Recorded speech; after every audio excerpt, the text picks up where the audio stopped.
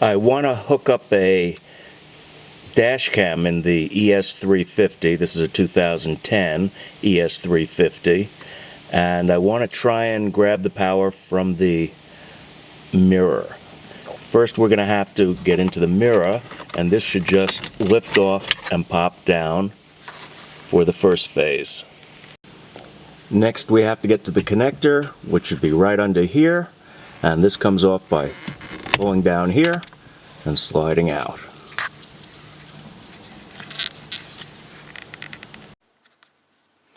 The adapter I have to take the 12 volts down to the micro USB, which would be 5 volts, has a voltage regulator box on it. So in order to hide that, I decided I'm going to drop the console and hide it up in the overhead. Okay, now I dropped the console. There are 2 screws inside that you can undo. Once you do those, all you have to do is pry, gently get your fingers under the edge of the console and pry it down and pull it forward. They're stiff retainers, but they pop out. Now, I fished the connector for the mirror through so I could have easier access. I could not get a VOM into the small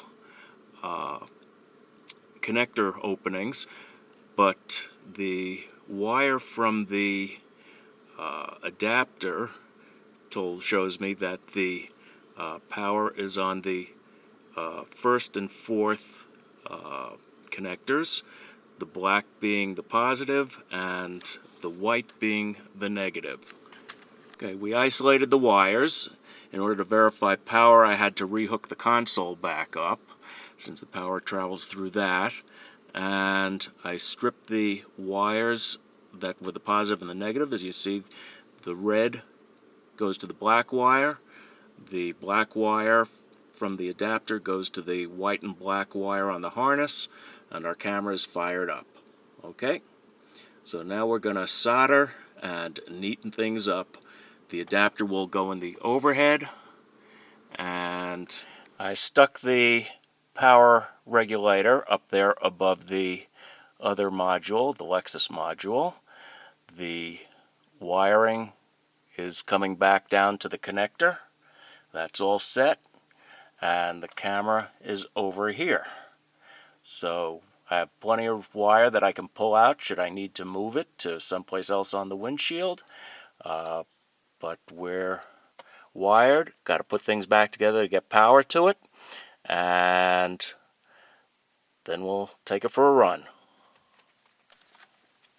Now we're all back together, the bezels are in place, the wire's run, the camera's hanging there, and now let's see if everything fires up.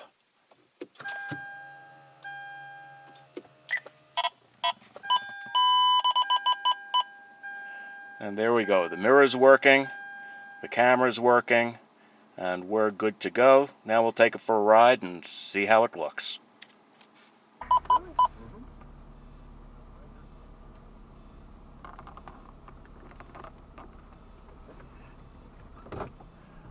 Okay, we're all hooked up.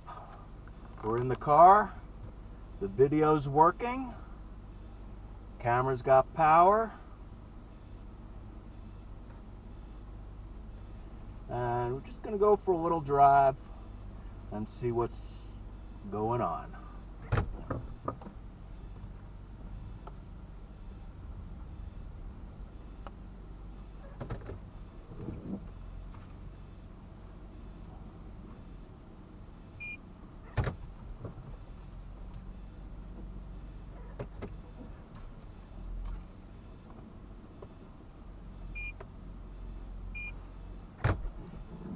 Well, the garage door is closing, so I guess that's good. Those buttons work.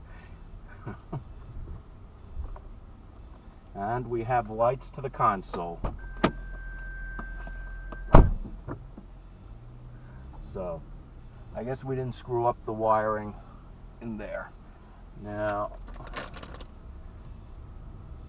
one thing I did notice, this is an E-Prance 805. I like it. It does high-def recording. It's small, it's got GPS on it if you want it. If you don't want to use the GPS, you don't have to use the GPS. And it's got a nice clear picture. The quality is adjustable, and it does have audio, as you can hear.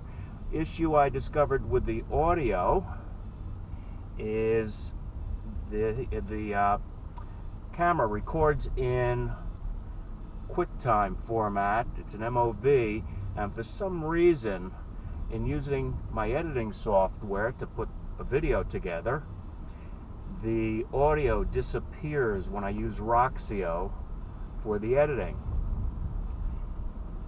The solution to this I discovered, if anybody else does anything like that, there are free online converters to change MOV files to MPG files. And once I converted to an MPG, the audio showed up in Roxio, and you'll be hearing it. Obviously, you're hearing it here. So that little trick worked. The camera records in 5-minute clips, adjustable down to 1-minute clips, and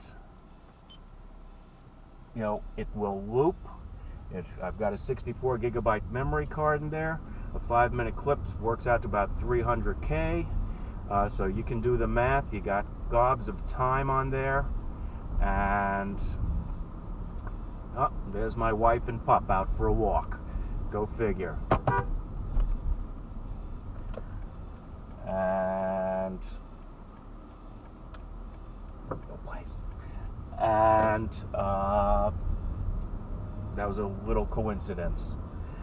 And the where was I? Once the card is filled, it loops over and starts all over again, so it erases as it goes along and writes over the files.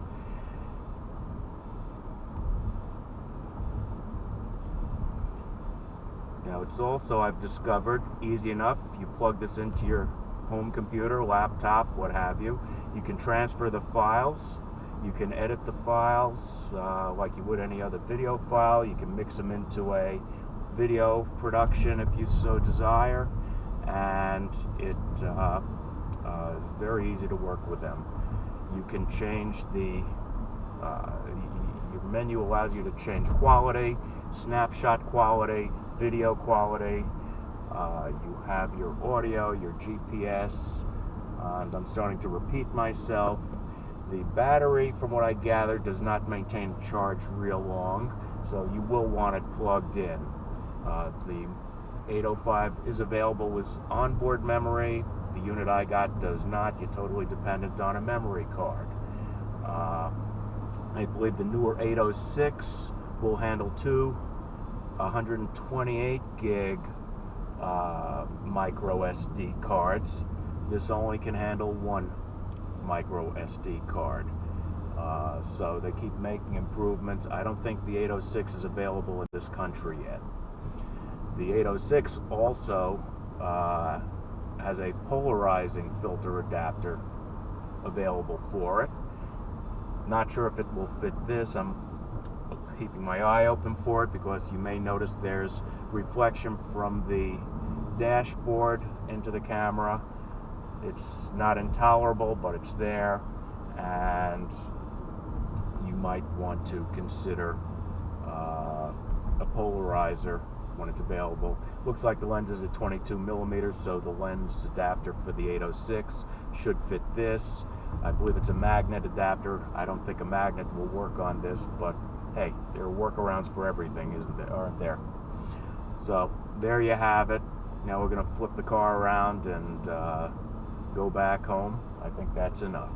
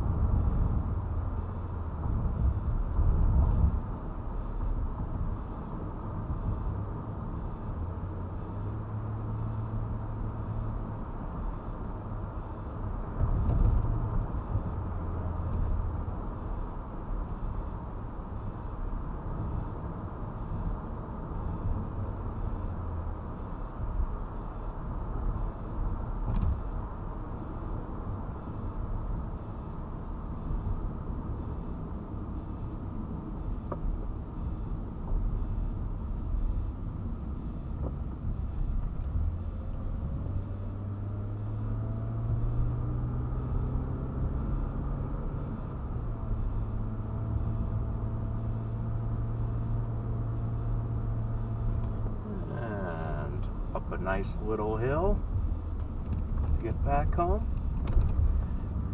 You don't want to be on this hill in the ice, trust me on that one.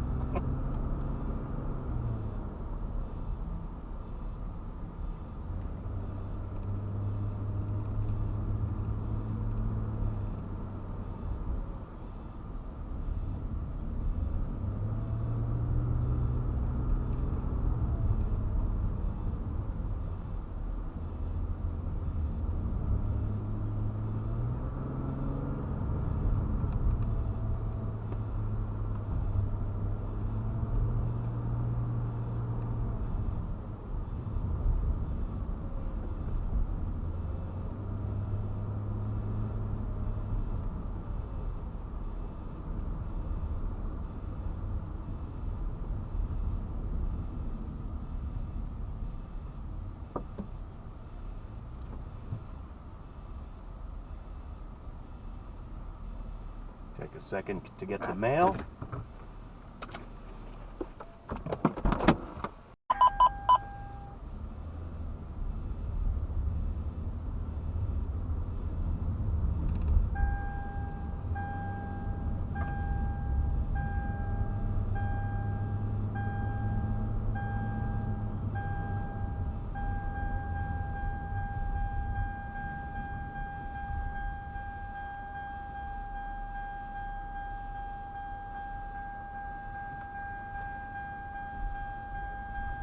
And we're back. Hope you enjoyed the ride and hope you enjoyed the install.